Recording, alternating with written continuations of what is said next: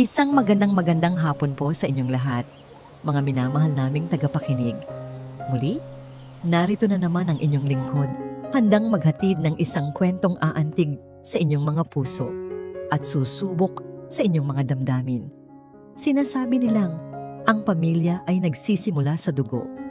Pero paano kung ang tunay na pamilya ay hindi matatagpuan sa mga ugat, kundi sa mga pusong handang kumalinga at magmahal nang walang hinihintay na kapalit? Halina't pakinggan natin ang kwento ng ang tatlong biyaya ng mag-asa. Habang dahan-dahang nilalamon ng takip silim ang abot-tanaw sa baryo Mag-asa, isang malalim na buntong hininga ang kumawala sa mga labi ni Aling Diwa. Nakaupo siya sa isang lumang silyang yantok sa kanilang maliit na balkonahe, habang ang kanyang mga mata ay nakatanaw sa malawak, ngunit tahimik na bukirin. Ang hangin ay malamig, dala ang amoy ng basang lupa at ng mga halaman sa paligid.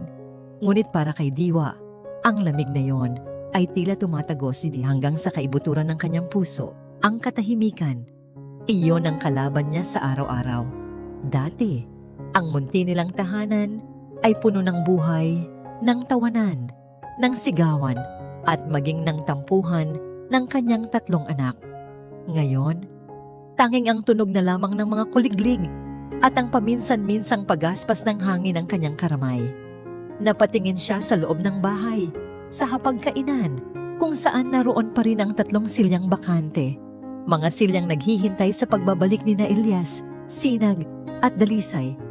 Ngunit lumipas ang mga taon, ang mga silya ay nanatiling walang laman. Ang pangungulila ay parang isang matalim na punyal na patuloy na tumutusok sa kanyang dibdib. Diwa, pumasok ka na riyan. Mahamog na. Tawag ng kanyang asawang si Lino mula sa kusina. Ngumiti ng bahagya si Diwa. Si Lino, ang kanyang matatag na sandigan. Kahit kailan ay hindi ito nagsalita tungkol sa sarili nitong kalungkutan. Ngunit nakikita ni Diwa sa mga mata nito ang parehong pangungulila na kanyang nararamdaman. Tumayo siya at pumasok sa loob. Pagkatapos ng kanilang simpleng hapunan, nagsimula na siyang magligpit. Kinuha niya ang mga gamit sa pagsasaka na naiwan ni Lino sa labas ng pinto para itago sa kanilang maliit na bodega. Dala ang isang lumang lamparang degaas. Maingat siyang naglakad sa damuhan.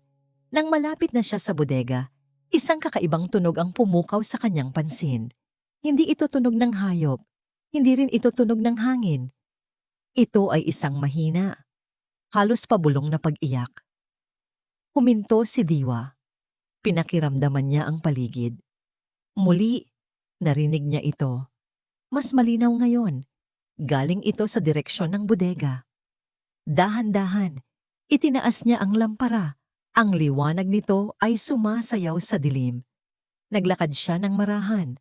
Bawat hakbang ay puno ng kaba at pagtataka. At doon, sa tabi ng pader ng kanilang bodega, halos natatabunan ng mga tuyong dahon, ay may isang bagay na hindi niya inaasahan. Isang malaki at magarang buslo na yari sa yantok, nababalutan ng mamahaling tela. Isang bagay na hindi nababagay sa kanilang simpleng pamumuhay. Nanginginig ang mga kamay na ibinaba ni Diwa ang lampara. Habang lumalapit ang liwanag sa buslo, mas luminaw ang kanyang nakikita.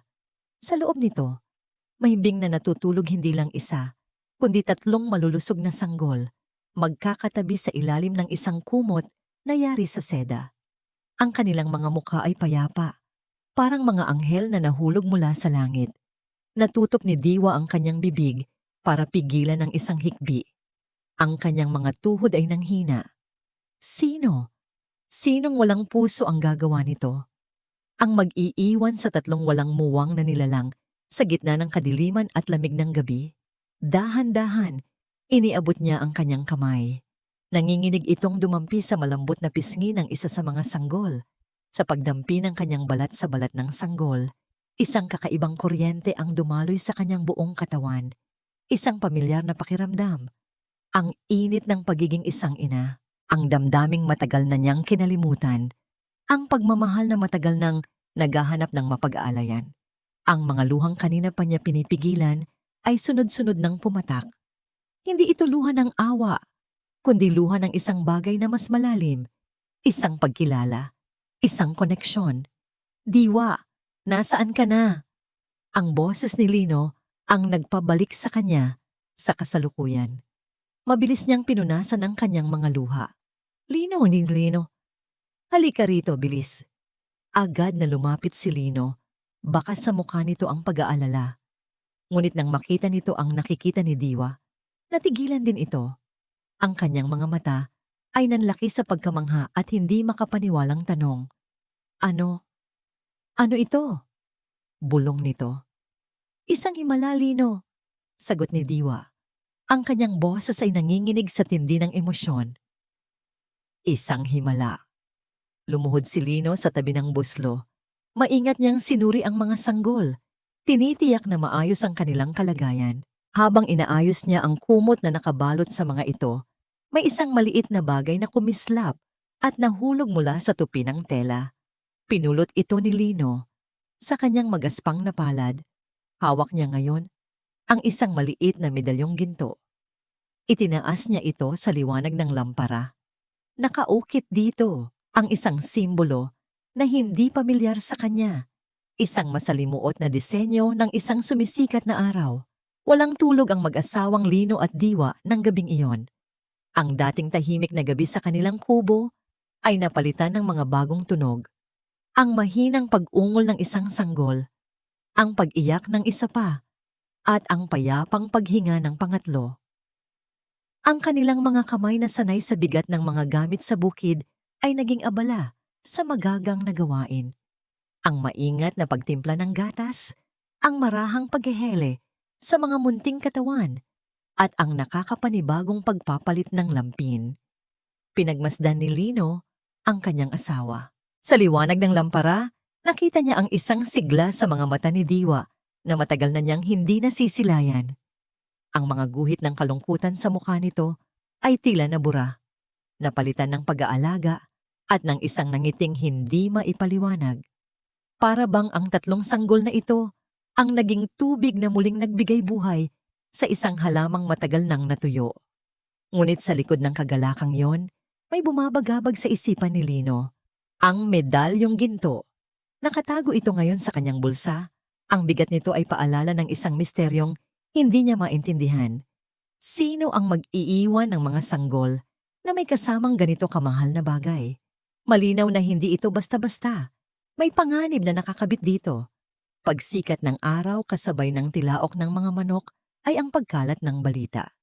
Sa isang maliit na baryo tulad ng Mag-asa, ang mga lihim ay walang puwang.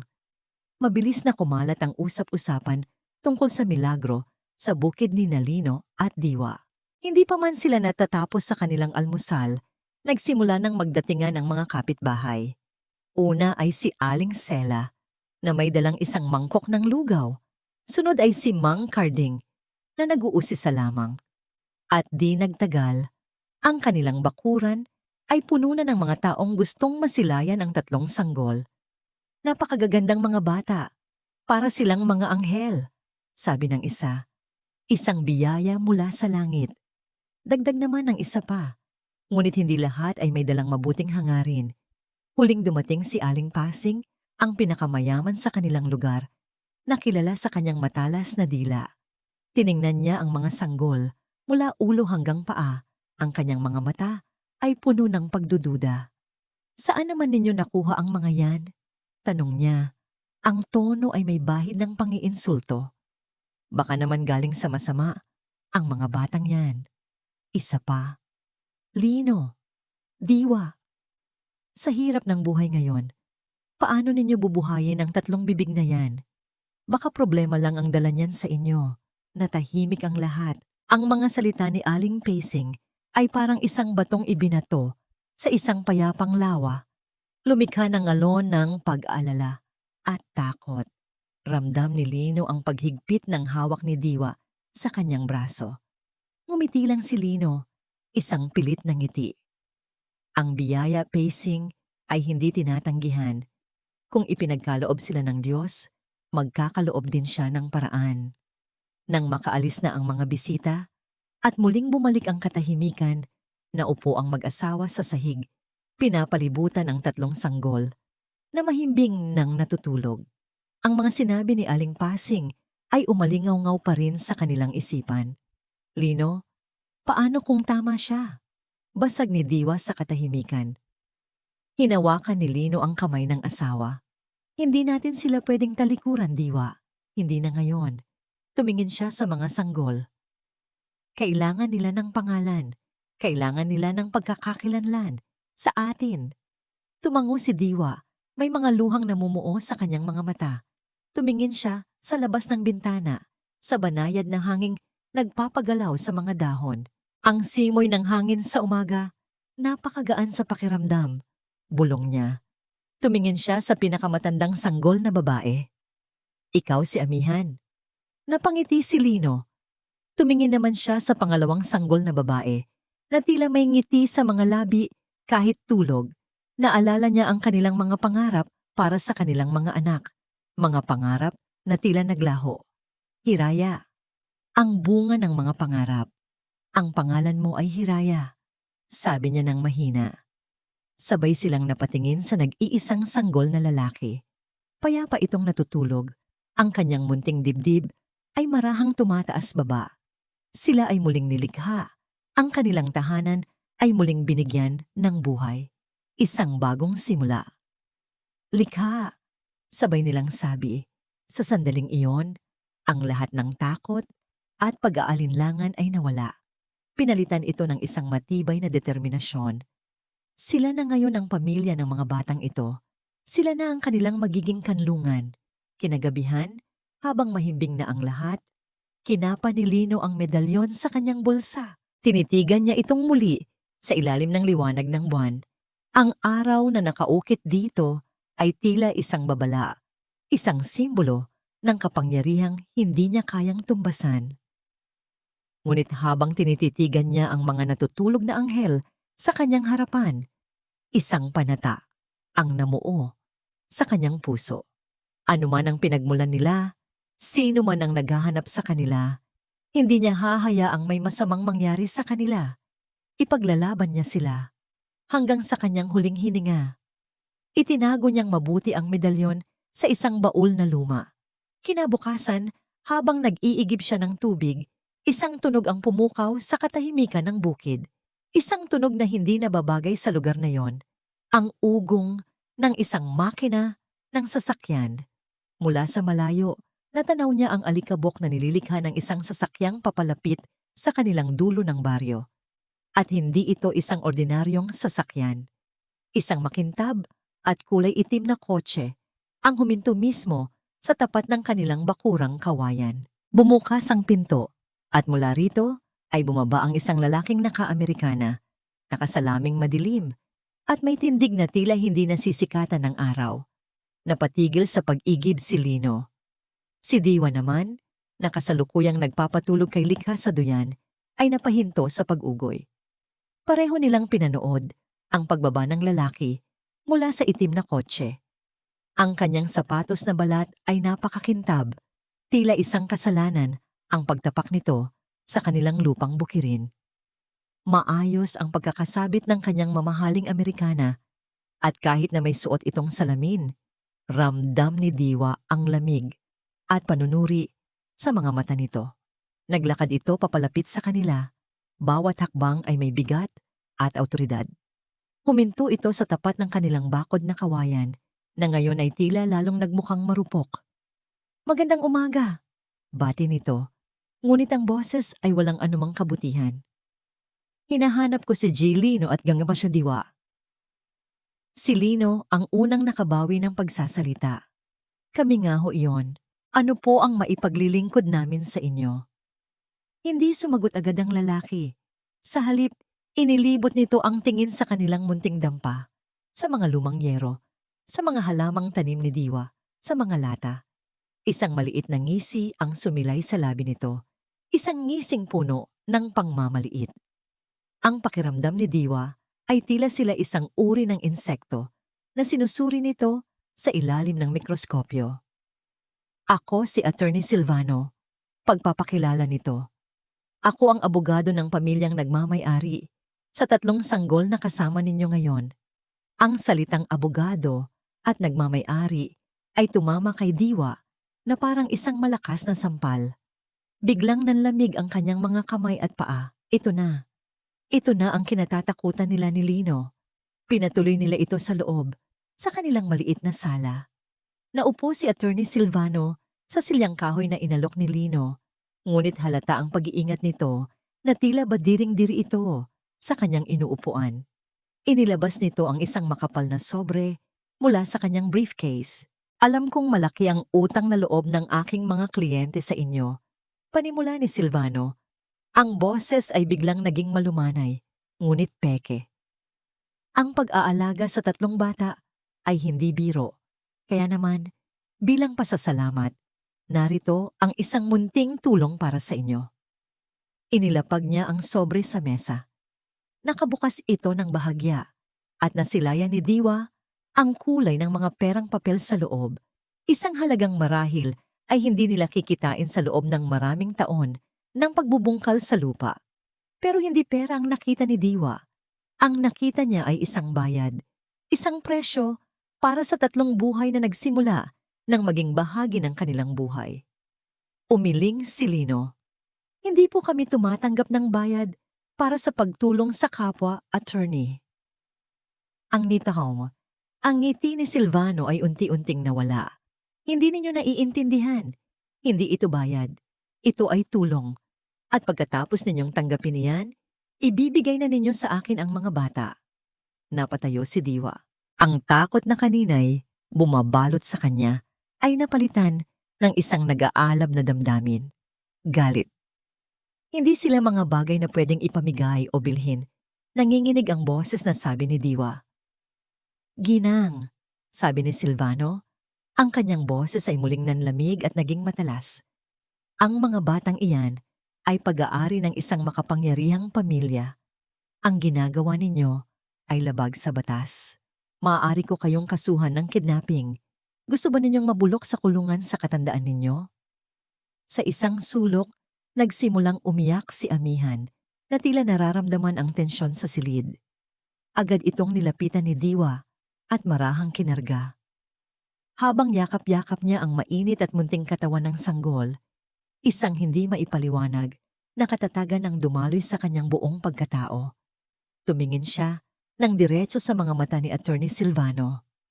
Attorney, sabi niya, ang kanyang boses ay mahina, ngunit buo at hindi natitinag.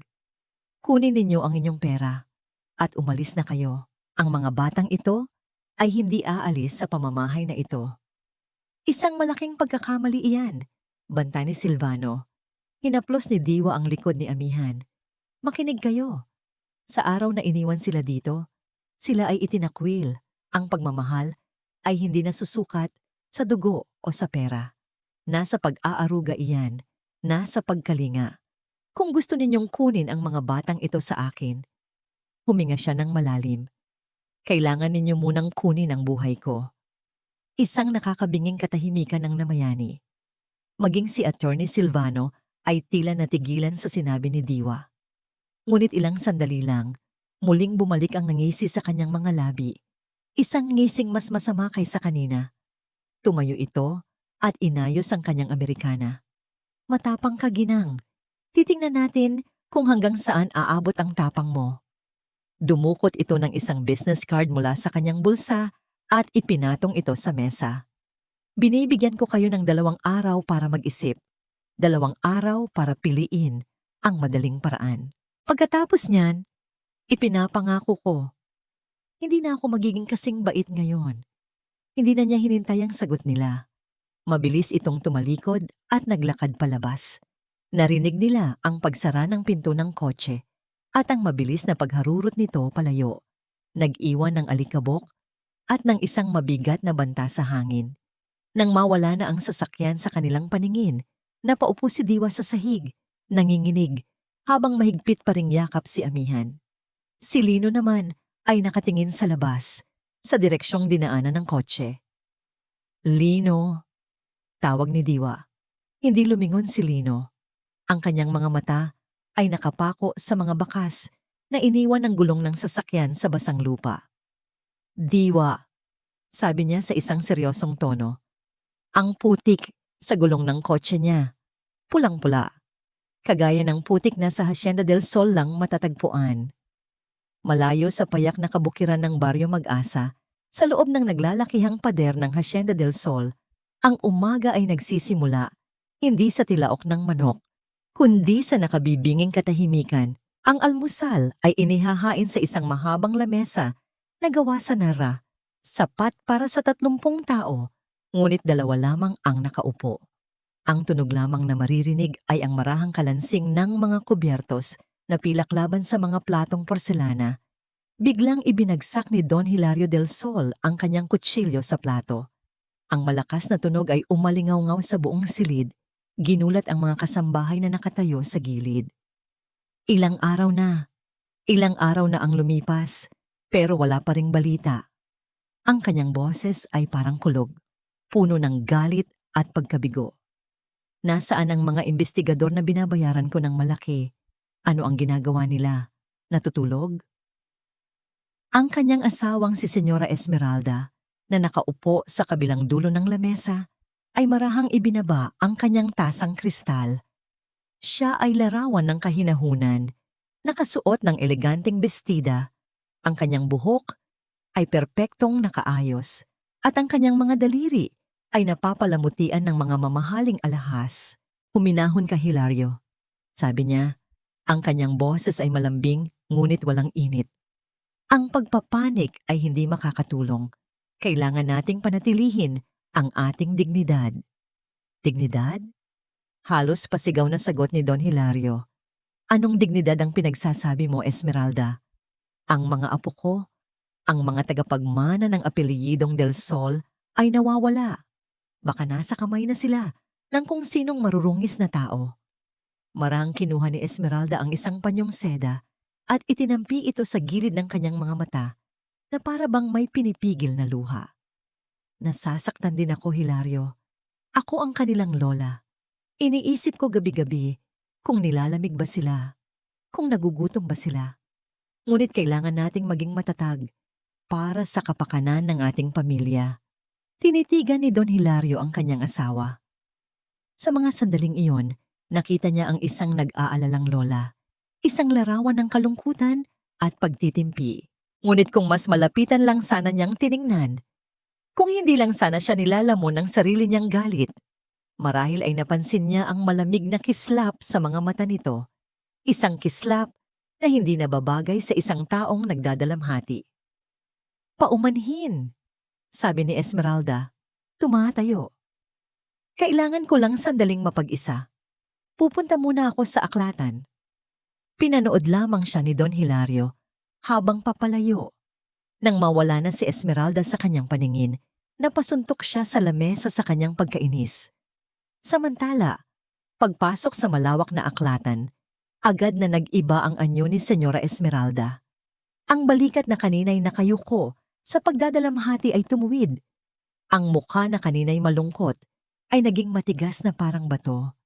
Kinuha niya ang isang telepono mula sa isang nakatagong kabinet at mabilis na nag-dial ng isang numero. Nagsalita na ba sila? Tanong niya kaagad. Nang sagutin ang tawag, ang boses niya ay walang bahid ng anumang emosyon. Sa kabilang linya ay ang boses ni Attorney Silvano. Hindi, senyora. Matitigas ang mga ulo. Isang matandang magsasaka at ang kanyang asawa. Ayaw nilang ibigay ang mga bata.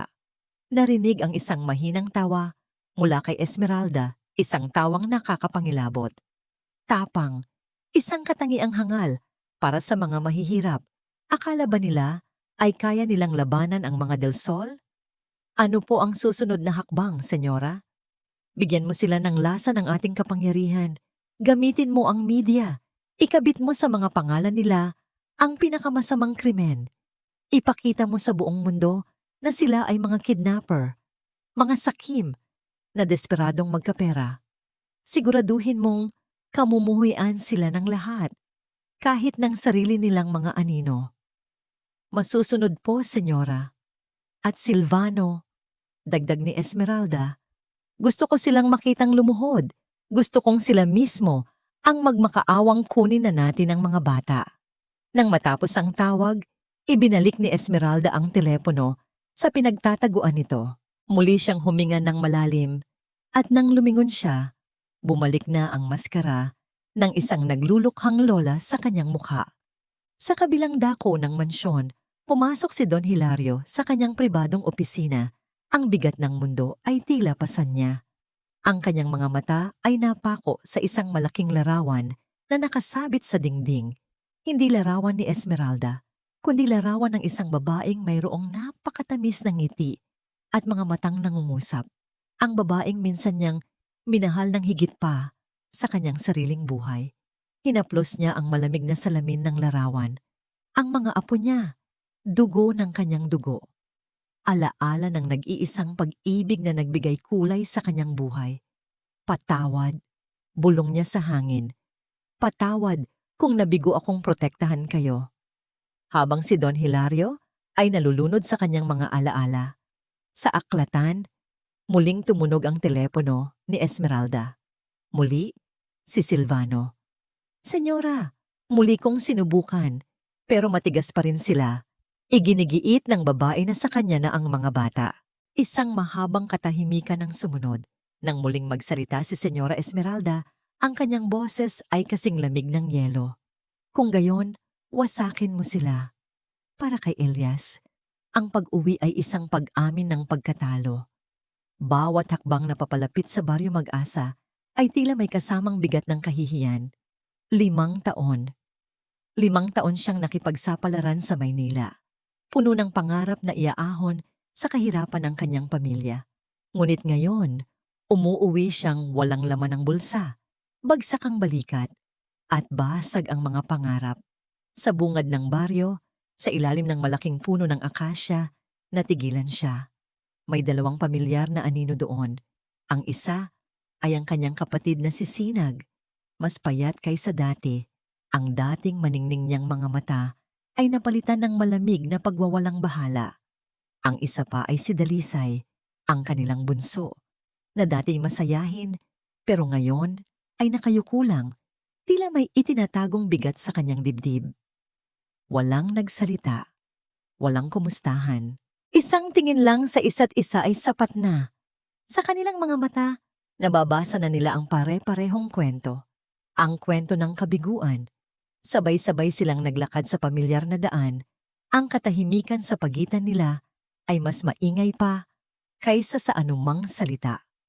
Habang papalapit sila sa kanilang dampa, isang di inaasahang tunog ang sumalubong sa kanila. Tawanan. Ang halakhak ng kanilang ina. Isang tunog na matagal na nilang hindi naririnig. Isang tunog na halos kinalimutan na nila kung paano pakinggan. Nagkatinginan silang magkakapatid, puno ng pagtataka. Binuksan ni Elias ang pinto. Ang sumalubong sa kanila ay isang eksenang hindi nila kailanman inasahan. Ang kanilang maliit at karaniwang malungkot na bahay ay iba. Mayroong 3 duyan na gawa sa tela na nakasabit sa sala. Ang kanilang ama, si Tatay Lino, ay nagpapakain ng gatas sa isang sanggol. At ang kanilang ina, si Nanay Diwa, ay masayang nakikipaglaro sa 2 pang sanggol na nakalatag sa isang banig. Natigilan silang 3 sa may pintuan. Ang pagod at kahihiyan na dala nila ay biglang napalitan ng matinding pagkalito at pagkainis. Nay, Tay? Si Elias ang unang nagsalita. Ang boses ay magaspang. Ano ding ibig sabihin nito? Napalingon si Nalino at Diwa. Ang saya sa kanilang mga mukha ay panandali ang nawala, napalitan ng pagkagulat, ngunit agad din itong napalitan ng pananabik. Mga anak, kayo pala, sabi ni Diwa. Akmang tatayo, pero hindi gumalaw si Elias. Ang kanyang mga mata ay nakapako sa 3 sanggol. Sino sila? Saan galing ang mga batang iyan? Ang kwento ay mabilis na isinalaysay ni Lino, ngunit sa bawat salita nito, lalong kumukunot ang noo ni Elias. Mga sanggol na natagpuan, isang biyaya mula sa langit. Para sa kanya, hindi ito biyaya, isa itong kabaluan. Hindi ko maintindihan, sabi ni Elias. Ang boses ay tumataas na. Hirap na nga tayo sa buhay, dadagdag pa kayo ng 3 bibig na hindi naman natin kaano-ano. Hindi nyo na ba iniisip ang sarili ninyo? Pasanin na naman ba ito? Elias, magdahan-dahan ka sa iyong pananalita. Saway ni Lino. Si Sinag, na kanina patahimik, ay nagsalita sa unang pagkakataon. Isang malamig at mapaklang tawa ang kumawala sa kanya. Hayaan mo sila, kuya. Bahala sila sa buhay nila. Tutal wala naman na tayong pakialam, hindi ba? Umupo siya sa isang sulok, niyakap ang kanyang mga binti at ipinikit ang mga mata na para bang gustong takasan ang lahat. Si Dalisay ay nanatiling tahimik, sumandal sa dingding, ang kanyang mga mata ay blangko. Hindi ito pasanin, giit ni Diwa. Ang kanyang boses ay may bahid na ng sakit. Sila ang nagbigay sa amin ng dahilan para bumangon ulit. Dahilan? Halos pasigaw na, sabi ni Elias. Ang lahat ng kanyang pagkabigo sa sarili, ang galit niya sa mundo, ay tila nabaling ngayon sa sitwasyong ito. Naytay, matanda na kayo. Hindi niyo na kaya. Naghahanap lang kayo ng sakit ng ulo. Isang malaking gulo ang pinasok ninyo. Huminto sa pag-iyak ang mga sanggol. Ang buong bahay ay nabalot ng tensyon. Tumingin si Nanay Diwa ng diretso sa mga mata ng kanyang panganay na anak. Ang kanyang mga mata ay hindi galit, kundi puno ng isang malalim na kalungkutan. Elias, sabi niya sa isang mahinahon ngunit matatag na boses na tumagos sa puso ng lahat. Noong umalis kayong 3, namatay ang bahay na to. Ang bawat sulok nito ay sumisigaw ng pangungulila. Ngayon lang ulit ito nabuhay. Ang mga salitang yon ay parang isang malakas na sampal kay Elias. Walang sigaw, walang sumbat, pero tagos hanggang buto. Biglang bumalik sa kanya ang lahat ng pangako niya noong umalis siya at ang bigat ng kanyang kabiguan ay lalong dumagan sa kanya. Wala siyang maisagot. Natahimik ang lahat. Ang tanging maririnig na lang ay ang mahinang pagsinghot ng isa sa mga sanggol. Sa gitna ng katahimikang yon, si Sinag, na nakapikit sa sulok, ay bahagyang iminulat ang kanyang mga mata. Napatingin siya sa duyan kung nasaan si Hiraya. Ang sanggol ay gising din pala. Nakatingin ng diretso sa kanya. Hindi ito umiiyak. Nakatingin lang ito, ang mga mata ay bilog at puno ng inosenteng pag-usisa. At pagkatapos, sa gitna ng tensyon at hinanakit na bumabalot sa silid, isang maliit, halos hindi mapansing ngiti ang sumilay sa mga labi ng sanggol. Isang kakaibang kurot ang naramdaman ni Sinag sa kanyang pusong matagal ng manhid. Mabilis siyang umiwas ng tingin, ngunit huli na. Ang imahe ng munting nangiting iyon ay nakatatak na sa kanyang isipan. Ang mga sumunod na araw ay isang pagsubok sa katatagan ng pamilya ni Lino. Sinubukan nilang bumalik sa normal nilang pamumuhay, ngunit may isang madilim na anino na bumuntot sa kanila, ang alaala ng pagbisita ni Attorney Silvano. Ang banta nito ay nanatiling nakabitin sa hangin. Isang bombang naghihintay ng tamang oras para sumabog. At sumabog nga ito hindi sa paraang kanilang inaasahan. Isang umaga, pumunta si Lino sa palengke ng bayan para ipagbili ang iilan nilang ani at bumili ng isda para sa kanilang pananghalian. Habang naglalakad siya sa pamilyar na pasilyo ng mga tindahan, naramdaman niya ang isang kakaibang pagbabago. Ang mga ngiti na dati sumitamoy sumasalubong sa kanya ay napalitan ng mga pabulong na usad. Ang mga matang dati na puno ng paggalang ay ngayon ay puno ng paghusga. Lino, anong isda ang sayo? Tanong niya kay Aling Nena, ang kanyang suking magtitinda. Hindi sumagot si Aling Nena. Kinuha nito ang isda. At sa halip na ibalot sa dahon ng saging gaya ng dati, binalot niya ito sa isang lumang dyaryo at mabilis na iniabot kay Lino na para bang ayaw na siyang magtagal doon. Nagpasalamat si Lino at nagsimula ng maglakad pa uwi. Habang nasa daan, napansin niya ang dyaryong pambalot. May isang malaking litrato sa harap na pahina, litrato ng kanilang dampa. At sa ilalim nito, isang titulong nakasulat sa malalaking letra na tila isang suntok sa kanyang sikmura. Mag-asawang magsasaka, sangkot sa kidnapping ng mga sanggol ng mayamang pamilya. Napatigil siya sa paglalakad. Nanginginig ang mga kamay na binuklat niya ang dyaryo. Nandoon ang kanilang mga pangalan. Nandoon ang kwentong binaluktot at nilagyan ng lason. Ayon sa artikulo, sila ay mga desperadong matanda na sinamantala ang pagkakataon para kumita ng pera. Sila raw ay humihingi ng malaking halaga kapalit ng mga bata. Ang bawat salita ay isang kasinungalingan, isang patalim na humihiwa sa kanilang dangal. Naramdaman ni Lino na nanlamig ang kanyang buong katawan. Biglang nagkaroon ng saysay ang mga tingin at bulungan sa palengke. Ito pala ang dahilan. Ang kamandag ay kumalat na. Pag-uwi niya sa bahay, nadatnan niyang tahimik ang lahat.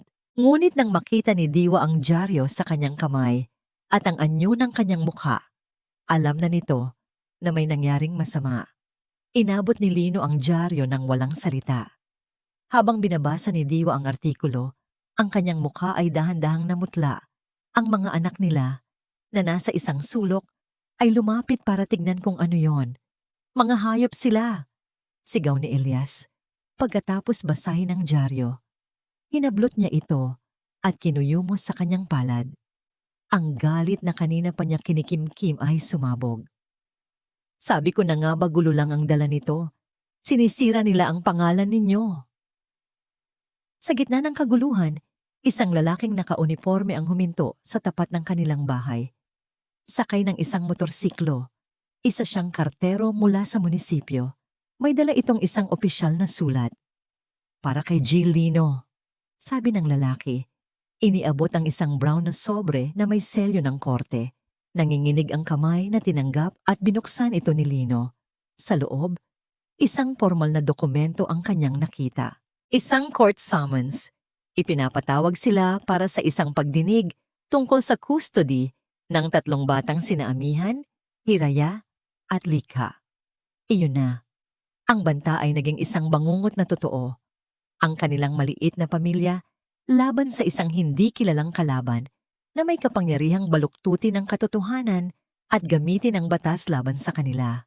Ang pakiramdam ng kawalan ng pag-asa ay parang isang malaking batong dumagan sa kanilang lahat. Napaupo si Lino sa isang upuan. Ang kanyang mukha ay nakasubsob sa kanyang mga palad. Sa unang pagkakataon, sa loob ng maraming taon, naramdaman niya ang matinding pagod at pagkagapi. Nakita ni Elias ang kanyang ama sa ganoong kalagayan. Ang kanyang tatay Lino, na dati simbolo ng katatagan, ngayon ay mukhang isang punong malapit ng mabuwal. Isang bagay ang pumutok sa loob ni Elias. Ang galit niya sa sitwasyon ay biglang napalitan ng galit para sa mga taong gumagawa nito sa kanyang mga magulang. Hindi niya hahayaang mangyari ito. Hindi sila pwedeng umupo na lang at maghintay na wasakin sila. Kung hindi nila kayang lumaban ng patas, lalaban siya sa paraang alam niya. Nang gabing iyon, habang abala ang lahat sa kanilang mga alalahanin, tahimik na lumabas ng bahay si Elias. Nagtago siya sa isang madilim na bahagi ng daan. Batid niyang babalik ang ahas. At hindi siya nagkamali.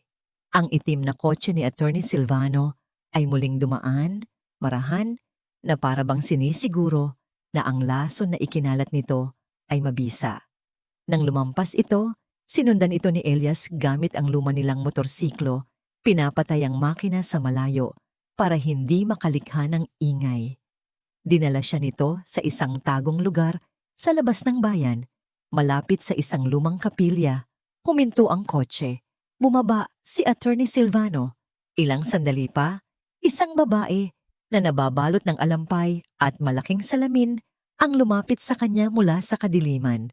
Mula sa kanyang pinagtataguan sa likod ng mga puno, itinaas ni Elias ang kanyang cellphone at mabilis na kumuha ng litrato. Hindi malinaw ang mukha ng babae. Ngunit sa isang iglap, itinaas ng babae ang kanyang kamay para ayusin ang kanyang alampay. Sa sandaling iyon, tumama ang liwanag ng buwan sa kanyang daliri. Kumislap ito. Isang malaki at berdeng bato. Isang singsing na may esmeralda. Isang singsing na pamilyar kay Elias dahil nakita na niya ito dati sa isang lumang magasin sa bayan, sa isang litrato ng pinakamakapangyarihang babae sa kanilang probinsya, si Senyora Esmeralda del Sol. Ang bigat ng court summons at ang kahihiyan mula sa dyaryo ay parang isang madilim na ulap na bumalot sa dampani na Lino at Diwa. Halos hindi na sila nag-uusap. Ang dating masayang tunog mula sa mga sanggol ay tila napalitan ng isang nakabibinging katahimikan ng pangamba. Si Tatay Lino ay palaging nakaupo sa balkonahe, nakatanaw sa malayo. Ang kanyang mukha ay mas kumulubot pa dahil sa lalim ng iniisip. Si Nanay Diwa naman ay pilit nang ngumingiti para sa mga bata. Ngunit ang kanyang mga mata ay hindi maitago ang kalungkutan at takot. Tila unti-unti silang sinusuko ng pag-asa. Ngunit sa gitna ng kadilimang yon, may mga munting liwanag na nagsimulang sumilay mula sa mga taong hindi nila inaasahan. Isang gabi, hindi mapatahan ni Diwa si Hiraya. Kanina pa ito, iyak ng yak. At kahit anong gawin niya, ay hindi ito tumitigil. Pagod na si Diwa, pisikal at emosyonal. Napaupo na lang siya sa sahig, yakap ang umiiyak na sanggol, habang ang sarili niyang mga luha ay nagsimula na ring pumatak. Si Sinag, na nakaupo sa isang madilim na sulok, ay kanina pa nanonood. Ang kanyang puso na matagal nang naging bato dahil sa sarili niyang mga kabiguan sa pag-ibig, ay nakaramdam ng isang pamilyar na kirot. Dahan-dahan siyang tumayo, lumapit sa kanyang ina, at walang salitang kinuha mula sa mga bisig nito si Hiraya. Nagulat si Diwa. Mula nang dumating si Sinag, ni minsan ay hindi nito pinansin ang mga bata. Dinala ni Sinag si Hiraya malapit sa bintana, kung saan pumapasok ang liwanag ng buwan. Marahan niyang inugoy ang sanggol sa kanyang mga bisig. At pagkatapos, sa isang napakahinang boses, nagsimula siyang kumanta. Isang oyayi. Ang parehong oyayi na kinakanta sa kanya ni Diwa noong siya ay bata pa. Tulog na, bunso kong mahal. Ang kanyang boses ay nanginginig sa simula. Magaspang dahil sa matagal na hindi pagkanta. Ngunit habang nagpapatuloy siya, ito ay unti-unting naging malinaw at malambing. Tila may isang bagay sa loob niya na muling nabuhay. Parang isang himala, dahan-dahang tumigil sa pag-iyak si Hiraya. Ang mga maliliit nitong kamay ay humawak sa daliri ni Sinag. Ipinikit nito ang mga mata at nakatulog sa init ng yakap ng dalaga. Nakatitig lang si Sinag sa payapang mukha ng sanggol. Sa sandaling iyon, ang lahat ng sakit at pait sa kanyang puso ay tila panandali ang naglaho. Pinalitan ito ng isang damdaming matagal na niyang hindi naramdaman. Isang damdamin ng pagmamahal na puro at walang hinihintay na kapalit. Habang nangyayari ito sa loob ng bahay, si Elias naman ay nasa labas. Ang litratong nakuha niya ay hindi sapat. Kailangan niya ng mas matibay na ebidensya. Gamit ang mga natutunan niyang diskarte sa kalye ng Maynila, nagsimula siyang mag-imbestiga tungkol kay Attorney Silvano. Nagtanong-tanong siya sa bayan, nagpanggap na naghahanap ng trabaho, hanggang sa may isang matandang clerk sa munisipyo ang nakaalala sa pangalan. Silvano? Walang pamilyang Silvano sa bayang ito, sabi ng matanda. Pero ang mukhang iyan, pamilyar. Parang kamukha niya si Simon. Oo, Simon. Anak siya ni Camerto, ang dating hardinero sa Hacienda del Sol. Matagal na silang umalis dito matapos palayasin. Isang mahalagang impormasyon, isinulat ito ni Elias. Si Silvano ay isang impostor. Ngunit bakit? Ano ang koneksyon niya sa mga del Sol? Ang misteryo ay lalong lumalalim. Si Dalisay naman, ang bunso at pinakatahimik sa lahat, ay may sariling paraan ng pagtulong. Hindi siya nagsasalita, ngunit ang kanyang mga gawa ay mas maingay pa. Isang hapon, nakita niyang may butas ang kanilang bubong sa mismong tapat kung saan nakalagay ang duyan ni likha. Kung uulan, tiyak na mababasa ang sanggol. Walang imik, kumuha siya ng mga gamit at inakyat ang bubong. Maghapon siyang nagtrabaho sa ilalim ng init ng araw, pinapalitan ng mga sirang yero, tinitiyak na walang butas na matitira. Nang bumaba siya, pagod at pawis na pawis, hindi siya tumingin sa kanino man. Dumiretso lang siya sa poso para maghugas. Ngunit nakita ni Lino at Diwa ang ginawa niya.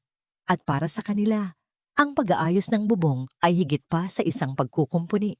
Ito ay isang kilos ng pangangalaga. Isang tahimik na pag-amin na ang mga batang ito ay mahalaga na rin sa kanya. Nang gabing iyon, sa kauna-unahang pagkakataon mula nang sila'y magsiuwi, ang pamilya ay kumain ng hapunan na may bagong pakiramdam. Ang katahimikan ay naroon pa rin, ngunit hindi na ito ang katahimikan ng pagkakawatak-watak. Ito ay katahimikan ng pagkakaisa, ng bawat isa na may ginagawang papel sa isang laban na hindi pa tapos. Habang nagliligpit si Elias ang kanyang mga gamit, muli niyang tiningnan ang mga impormasyong nakuha niya.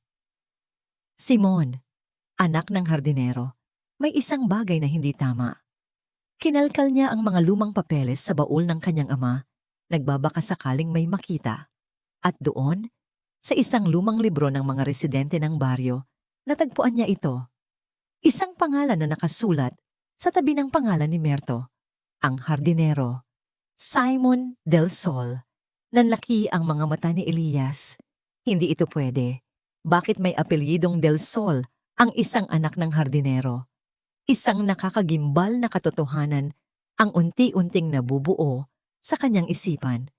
Dumating ang araw ng pagdinig, isang araw na nag-iwan ng peklat na hindi na kailanman mabubura sa puso ni Nanay Diwa. Hindi sila pumasok sa loob ng korte. Isang abogado mula sa gobyerno ang nagsabi sa kanila na hindi na kailangan. Ang desisyon daw ay malinaw.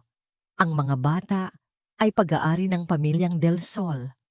Sila, bilang mga Del Sol, ang may karapatan.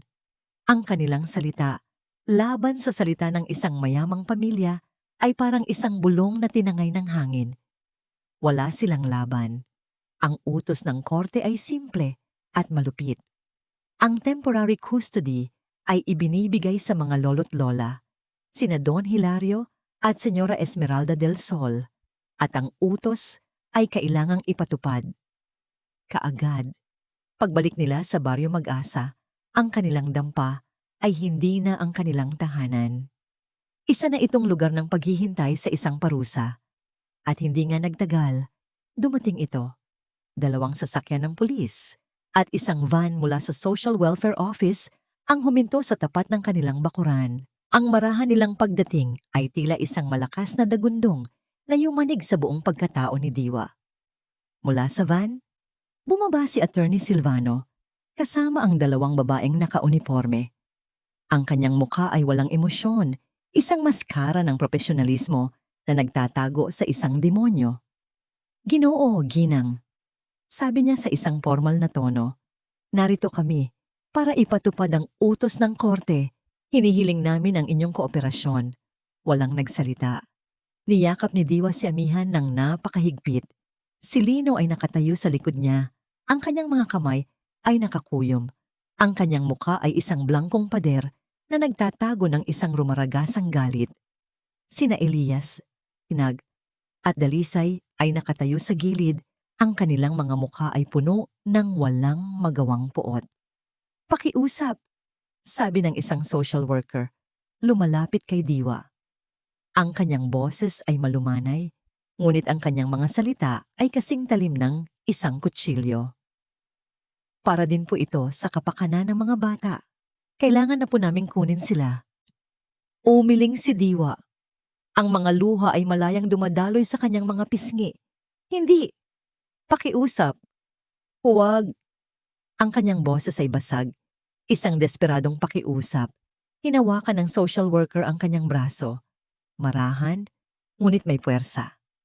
Pasensya na po. Isa-isang kinuha ang mga bata. Unang kinuha si Likha mula sa duyan. Umiyak ito ng malakas, na tila alam na inilalayo ito mula sa tanging init na kanyang nakilala. Sunod si Hiraya, na hinablobdot mula sa pagkakakarga ni Sinag, at ang pinakamasakit sa lahat, ang marahang pagtanggal sa mga daliri ni amihan mula sa damit ni Diwa. Bawat hibla ng tela na bumibitaw ay parang isang piraso ng kanyang puso na pinuputol. Ang iyak ng 3 sanggol ay umalingaw-ngaw sa buong paligid. Isang tunog ng purong takot at kalituhan.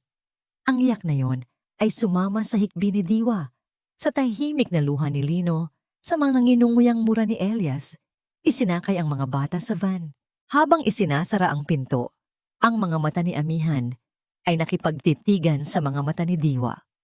Isang huling, desperadong koneksyon bago sila tuluyang paghiwalayin ng isang pader na bakal. Hindi! Sigaw ni Diwa. Sinubukan niyang tumakbo, habulin ng van, ngunit pinigilan siya ng mga braso ni Lino. Wala na, Diwa! Wala na! Bulong ni Lino sa kanyang tainga. Ang sarili niyang boses ay nanginginig sa sakit. Napanood na lang nila ang pag-alis ng mga sasakyan, dala ang 3 piraso ng kanilang puso. Ang alikabok na kanilang iniwan ay unti-unting humupa, at ang bumalik ay ang isang nakakabinging katahimikan. Isang katahimikang mas masahol pa, mas malungkot pa, kaysa sa katahimikan bago dumating ang mga bata. Pumasok sila sa loob ng bahay. Ang 3 duyan na walang laman ay parang mga puntod. Ang amoy ng gatas ng sanggol ay naroon pa. Ang mga laruang gawa sa yantok ay nakakalat pa sa sahig. Ang lahat ay isang malupit na paalala ng isang kaligayahang ipinahiram lamang sa kanila ng napakaikling sandali. Napaluhod si Diwa sa sahig. Doon, ibinuhos niya ang lahat ng sakit, ang lahat ng pait. Ang kanyang pag-iyak ay umalingaw-ngaw sa buong bahay. Isang tunog ng isang inang muling nawalan ng anak. Samantala, sa loob ng malamig na Hacienda del Sol, sa kauna-unahang pagkakataon, kinarga ni Don Hilario ang isa sa mga bata, si Likha. Ngunit hindi ito tumitigil sa pag-iyak. Iyak ito ng iyak, na tila hinahanap ang isang pamilyar na yakap. Sa kanyang pag-aalala, medyo lumuwag ang kwelyo ng kanyang damit. Lumabas mula roon ang isang medalyong ginto na palagi niyang suot sa ilalim ng kanyang damit. Isang medalyong may nakaukit na araw. Isang alaala mula sa babaeng minsan niyang minahal. Biglang, sa gitna ng pag-iyak, huminto si Likha. Ang kanyang mga mata, na puno pa ng luha, ay napako sa kumikinang na medalyon. Tinitigan niya ito na para bang may isang bagay doon na kinikilala niya. Ang kanyang pag-iyak ay napalitan ng isang kakaibang katahimikan. Napansin ito ni Don Hilario. Kunot noon niyang tiningnan ng sanggol. Pagkatapos ay ang medalyon. Imposible. Paano? Isang maliit, halos hindi mapansing butil ng pagdududa ang biglang itinanim sa kanyang isipan. Isang butil na magsisimulang lumaki at hamunin ang lahat ng bagay na pinaniniwalaan niya. Ang butil ng pagdududa na itinanim sa isipan ni Don Hilario ay nagsimulang yumabong sa mga sumunod na araw. Ang Hacienda del Sol, na dapat sanay na puno ng saya, sa pagdating ng mga bata, ay nanatiling malamig at walang buhay. Una niyang napansin ang kilos ng kanyang asawa, si Esmeralda, na siyang pinaka-vocal sa kahanap sa mga bata, ay tila walang interes sa kanila ngayon na narito na sila. Hindi niya sila kinakarga, hindi niya sila kinakausap. Ang utos niya sa mga yaya ay laging malinaw. Patahimikin niyo sila. Ayokong makarinig ng ingay. Yung isang araw, nakita ni Don Hilario na umiyak si Amihan. Sa halip na lapitan nito, tinalikuran lamang ito ni Esmeralda at isinara ang pinto ng kanyang silid. Hindi iyon kilos ng isang mapagmahal na lola. Iyon ay kilos ng isang taong diring-diri. Sunod niyang napansin ang kwento ni Attorney Silvano. Paulit-ulit nitong sinasabi na ang mga bata ay ninakaw mula sa ospital. Ngunit nang kausapin ni Don Hilario ang kanyang pinagkakatiwalaang security head, nalaman niyang walang anumang ulat ng kidnapping sa alinmang ospital noong mga panahong yon. Ang lahat ng impormasyon ay galing lamang sa bibig ni Silvano. Ang huli at ang pinakamabigat sa lahat ay ang medalyon. Hindi maalis sa isip ni Don Hilario ang reaksyon ni Likha. Ang medalyon na yon ay isang espesyal na regalo niya para kay Amara, ang babaeng tunay niyang minahal, bago siya pilit na ipinakasal kay Esmeralda para sa negosyo. Paano napunta sa mga bata ang isang bagay na kasing halaga at kasing lihim yon? Isang gabi, habang tulog na ang lahat, Pumasok si Don Hilario sa nursery. Lumapit siya sa kuna ni Likha at maingat na kumuha ng ilang hibla ng buhok nito. Kinabukasan, palihim niyang ipinadala ito sa isang pinagkakatiwalaan niyang laboratorio sa Maynila para sa isang DNA test kasama ang sarili niyang sample. Kailangan niyang malaman ang katotohanan. Habang naghihintay siya ng resulta, isang hindi inaasahang bisita ang dumating sa hasyenda. Isang binatang marusing, may determinadong mga mata, at may daladalang isang lumang motorsiklo. Si Elias. Don Hilario, sabi ni Elias sa mga gwardiya. Kailangan ko siyang makausap. Tungkol ito sa mga bata. Tungkol ito kay Attorney Silvano. Dahil sa sarili niyang pagdududa, pumayag si Don Hilario na harapin ang binata. Sa kanyang opisina, kung saan nakasabit ang larawan ni Amara, inilabas ni Elias ang lahat ng kanyang natuklasan. Ipinakita niya ang malabong litrato ni Silvano at Esmeralda. Ikinuwento niya ang tungkol sa pagpapalit ng pangalan nito mula sa Simon. At ang huli, ipinakita niya ang kopya ng lumang record mula sa munisipyo. Simon Del Sol, basa ni Don Hilario. Ang kanyang boses ay naging isang pabulong na tanong. Anak po siya sa labas ng inyong ama, Don Hilario. Sabi ni Elias. Kapatid ninyo siya sa ama. Buong buhay siyang hindi kinilala. At ngayon, sa tingin ko, ay naghihiganti siya. Ang bawat salita ni Elias ay parang isang piraso ng puzzle na bumubuo sa isang nakakakilabot na larawan. Ang galit ni Esmeralda, ang mga kasinungalingan ni Silvano, ang paghihiganti ng isang kapatid na hindi kinilala. Lahat ay naguugnay. Salamat, iho, sabi ni Don Hilario. Ang kanyang boses ay pagod, ngunit matatag. Umuwi ka na. Ako na ang bahala rito. Nang makaalis si Elias, tinitigan ni Don Hilario ang telepono. Alam na niya ang kailangan niyang gawin. Tinawagan niya ang kanyang personal na abogado at ang hepe ng pulisya. Pagkatapos, tinawagan niya si Lino. G. Linono, sabi niya sa telepono. Gusto ko sanang imbitahan kayo at ang inyong buong pamilya dito sa hasyenda bukas ng gabi para sa isang hapunan. May mga bagay tayong kailangang pag-usapan. Kinabukasan, bago dumating ang pamilya ni Lino, isang selyadong sobre ang inihatid sa opisina ni Don Hilario. Ang resulta ng DNA test. Nanginginig ang mga kamay na binuksan niya ito. Binasa niya ang mga salita, ang mga numero, ang konklusyon. Ang kanyang puso ay nagsimulang tumibok ng napakabilis. Ang hininga niya ay tila naubos. Ang mga bata ay hindi niya apo. Hindi rin sila ordinaryong kamag-anak. Ayon sa resulta, mayroong 99.9% probability na ang mga bata ay anak ng kanyang yumaong panganay na anak na si Ricardo sa isang babaeng may malapit na kaugnayan sa dugo ni Amara. Sila ang bunga ng pag-iibigan ng kanyang anak at ng pamangkin ng babaeng pinakamamahal niya. Sila ang huling alaala, ang huling piraso ng dalawang pamilyang winasak ng kanyang sariling mga desisyon noon. At si Esmeralda, alam nito. Alam nito sa simula't simula pa lang. Isang malamig na galit ang gumapang sa buong katawan ni Don Hilario. Isang galit na nakalaan para sa kanyang asawa, para kay Silvano, at para sa kanyang sarili. Ang gabing iyon, magaganap ang isang pagtutuos. At sa gabing iyon, mabubunyag ang lahat ng kasinungalingan. Ang sala ng Hacienda del Sol ay hindi kailanman naging ganito kalamig at kabigat.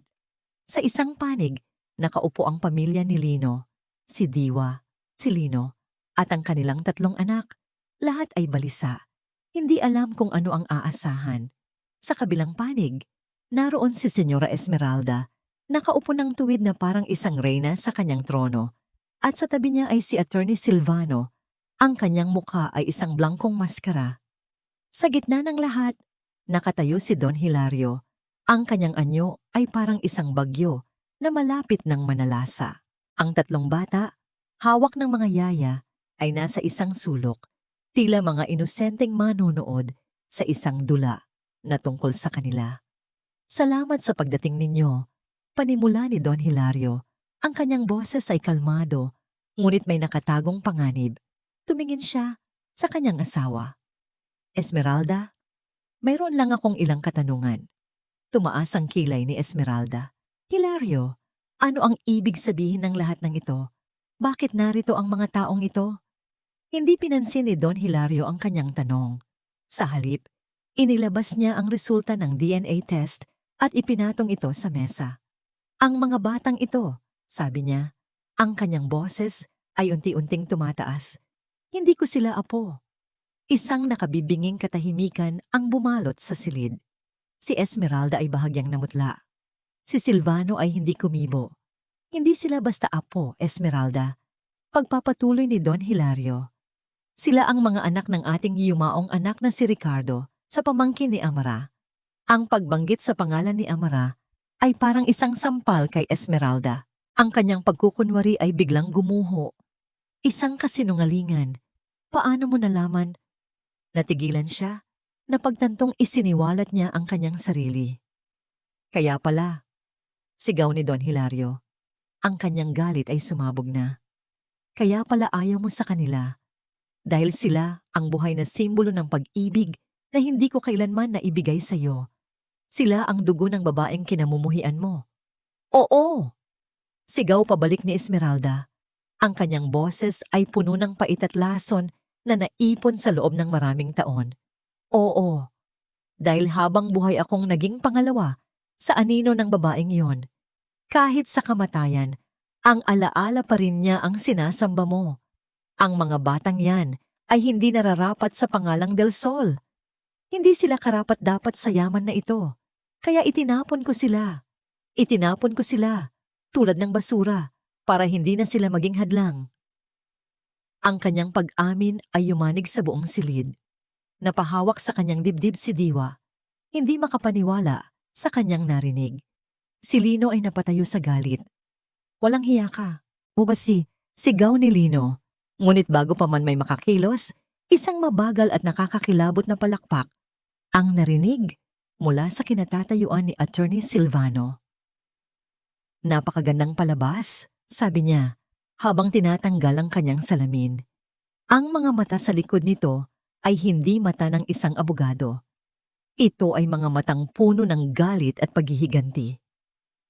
Isang trahedya ng pamilya Del Sol. At ang pinakamagandang bahagi, kayo mismo ang sumisira sa inyong mga sarili. Simon, sabi ni Don Hilario, ang kanyang boses ay halos pabulong. Sa wakas, ngumisi si Simon. Nakilala mo rin ako, kapatid. Tumingin siya kay Don Hilario. Buong buhay ko, napanood ko kayo mula sa malayo. Ang yaman, ang kapangyarihan, ang pangalan na dapat ay sa akin din. Habang ang nanay ko ay namatay sa hirap, kayo ay nagpapakasasa. Kaya gumawa ako ng plano. Ginamit ko ang galit ni Senyora Esmeralda. Ibinulong ko sa kanya ang ideya niya ng pagtatapon sa mga bata. Alam kong ito ang sisira sa iyo, Hilario. Ang makita kang mawalan ng huling connection mo kay Amara. At kapag nawasak na kayo, sino ang pupulot ng mga piraso? Ako. Sa gitna ng kaguluhan, ng sigawan at paglalantad ng mga lihim, nagsimulang umiyak ng malakas ang tatlong bata. Ang kanilang mga iyak ay parang isang alarmang gumising sa lahat. Biglang, sa gitna ng lahat, isang bagay na hindi inaasahan ang nangyari. Si Nanay Diwa, na kanina patahimik na umiiyak, ay tumayo. Naglakad siya. Hindi patungo kay Esmeralda o kay Simon, kundi patungo sa mga yaya. Kinuha niya si Amihan, pagkatapos ay si Hiraya, at sa huli ay si Likha. Isa-isa niya silang niyakap, hinaplos ang kanilang mga likod, at ibinulong ang mga pamilyar na salita sa kanilang mga tainga. Ang kanyang simpleng kilos ng pagmamahal ay mas malakas pa kaysa sa lahat ng sigawan at pagbabanta sa silid. Sa isang iglap, tumahimik ang lahat. Ang mga pulis, na kanina pa naghihintay sa labas, ay pumasok na para arestuhin sina Esmeralda at Simon. Ngunit ang lahat ng mata ay nakatuon kay Diwa, at sa tatlong batang ngayon ay payapa na sa kanyang mga bisig. Si Don Hilario, na ngayoy isang matandang lalaking winasak ng katotohanan, ay napatingin sa eksena. Nakita niya ang pagkakaiba. Ang kanyang dugo, ang kanyang yaman, ang kanyang pangalan, lahat ay nagdulot lamang ng sakit at pagkawasak. Ngunit ang simpleng yakap ng isang babaeng magsasaka, ang kanyang purong pagmamahal, ay nagdulot ng kapayapaan. Nang ilalabas na ng mga pulis si Esmeralda, huling nagsalita si Diwa. Ang kanyang boses ay hindi galit, kundi puno ng awa. Hindi mo kailanman naintindihan. Ang pagiging ina ay wala sa sinapupunan, nasa puso. Nang gabing iyon, habang ang buong hasyenda ay nasa gitna ng kaguluhan, napatingin si Don Hilario kay Lino at Diwa na mahigpit na yakap ang tatlong bata. Sa kanyang puso, alam na niya ang tamang gawin, isang desisyon na babago sa kanilang lahat. Magpakailanman, ang mga araw pagkatapos ng paghuhukom sa hasyenda ay tila isang panaginip. Si Senyora Esmeralda at Simon, na mas kilala bilang Attorney Silvano, ay kapahumarap sa mabigat na kaso. Ang pangalang Del Sol, na dating simbolo ng kapangyarihan, ay nabahira ng eskandalo. Ngunit sa Baryo Mag-asa, isang bagong umaga ang sumisikat. Isang hapon, ilang linggo matapos ang insidente, isang formal na sasakyan ang muling huminto sa tapat ng dampa ni Lino. Ngunit sa pagkakataong ito, hindi si Silvano ang bumaba, kundi si Don Hilario. Mag-isa. Ang kanyang dating tindig na puno ng awtoridad ay napalitan ng anyo ng isang matandang lalaking pinabigat ng pagsisisi. Inanyayahan siya ni Lino na maupo sa silyang yantok sa kanilang balkonahe, ang parehong silya kung saan madalas umupo si Diwa sa kanyang kalungkutan. Walang nagsalita sa simula. Pinanood lang nila ang tatlong bata na masayang naglalaro sa damuhan sa ilalim ng pagbabantay ni na Elias, Sinag at Dalisay. Lino! Basag ni Don Hilario sa katahimikan. Ang kanyang boses ay mahina. Wala akong mukhang maihaharap sa inyo. Ang pamilya ko. Ako. Nagdulot kami ng sobrang sakit. Tumingin si Lino sa kanya. Wala siyang nakitang Don Hilario, ang makapangyarihang asendero. Ang nakita niya ay isang kapwa-ama, isang lolo na nagkamali. Ang mahalaga, Don Hilario, ay ang pagharap sa pagkakamali. Tumango si Don Hilario. Ang mga batang iyan, sila ang huling alaala ng aking anak. Sila ang aking dugo. Ngunit natutunan ko sa isang napakasakit na paraan na ang dugo ay hindi sapat para bumuo ng isang pamilya. Ang kailangan nila ay pagmamahal. Isang pagmamahal na kayo lang ni Diwa ang may kakayahang ibigay. May inabot siyang isang makapal na folder kay Lino. Narito ang mga legal na dokumento. Formal kong ibinibigay sa inyo ang legal na karapatan para alagaan at palakihin sina Amihan, Hiraya at Likha. Kayo na ang kanilang kinikilalang magulang. Napatingin si Lino sa mga papel pagkatapos ay kay Don Hilario, hindi makapaniwala. Ngunit may isang kondisyon, dagdag ng matanda. Hayaan niyo akong maging bahagi ng buhay nila, hindi bilang isang don, kundi bilang isang lolo. Isang lolo na bibisita, magdadala ng mga laruan, at manonood sa kanilang paglaki, kahit mula sa malayo. May mga luhang namuo sa mata ni Lino. Tumango siya. Lagi po kayong bukas palad dito, Lolo Hilario. Ang desisyon ni Don Hilario ay hindi natapos doon. Bilang tanda ng kanyang pasasalamat at pagsisisi, ginamit niya ang kanyang yaman para itayong muli ang buhay ng pamilyang muntik na niyang wasakin. Ang maliit na bukid ni Lino ay pinalawak. Ang mga lumang kagamitan ay napalitan ng mga bago. At sa tabi ng lumang dampa, isang bago at matibay na bahay na bato ang itinayo. Isang bahay na sapat para sa isang lumalaking pamilya. Isang simbolo ng isang bagong simula. Ang pagbabago ay hindi lamang material. Ang tatlong anak ni Lino at Diwa na umuwing sawi ay natagpuan ang kanilang mga sarili sa gitna ng lahat. Si Elias, gamit ang talino niya sa diskarte, ang siyang namahala sa bagong bukid. Si Sinag, na muling natutong magmahal dahil sa mga bata, ay nagtayo ng isang maliit na daycare center sa kanilang baryo para sa mga anak ng ibang magsasaka. At si Dalisay, sa kanyang pagiging malikhain. Ang siyang nagdisenyo ng kanilang bagong tahanan at tumulong sa pag-aayos ng plaza ng baryo. Hindi na sila bumalik sa Maynila. Natagpuan nila ang kanilang kayamanan, hindi sa syudad, kundi sa pamilya at sa lupang kanilang sinilangan. Ang kwento ay nagtatapos isang hapon, ilang buwan ang makalipas. Isa ng malaking salo-salo ang idinaraos sa bagong tahanan ni Nalino. Isang pagdiriwang para sa binyag ni Amihan, Hiraya at Likha. Ang buong baryo Mag-asa ay naroon, kasama na si Don Hilario. Ang baryo, na dati puno ng paghusga, ay ngayon ay puno ng pagkakaisa. Habang papalubog ang araw, naupo sina Tatay Lino at Nanay Diwa sa balkonahe ng kanilang bagong bahay. Pinanood nila ang kanilang tatlong anak na masayang nakikipaglaro sa kanilang tatlong anak-anakan. Ang tawanan nila ay humalo sa tawanan ni Don Hilario na masayang-masaya habang buhat-buhat si Likha. Ang dating tatlong bakanteng silya sa kanilang hapagkainan ay ngayon ay puno na. At hindi lang tatlo, kundi marami pa. Ang kanilang tahanan, na dating binalot ng katahimikan at pangungulila, ay ngayon ay puno ng buhay, pag-asa, at walang katapusang pagmamahal. Napatingin si Diwa kay Lino at ngumiti. Ang dapit hapon ay hindi na isang paalala ng kalungkutan. Ito na ngayon ay isang paalala ng mga biyayang dumating sa oras na hindi nila inaasahan. Isang paalala na ang tunay na pamilya ay hindi nagsisimula sa dugo, kundi sa pusong handang kumalinga, magpatawad at magmahal ng walang hanggan. Ang baryo Mag-asa ay tunay na naging isang baryo ng pag-asa. At dito po nagtatapos ang ating kwento, ang tatlong biyaya ng Mag-asa.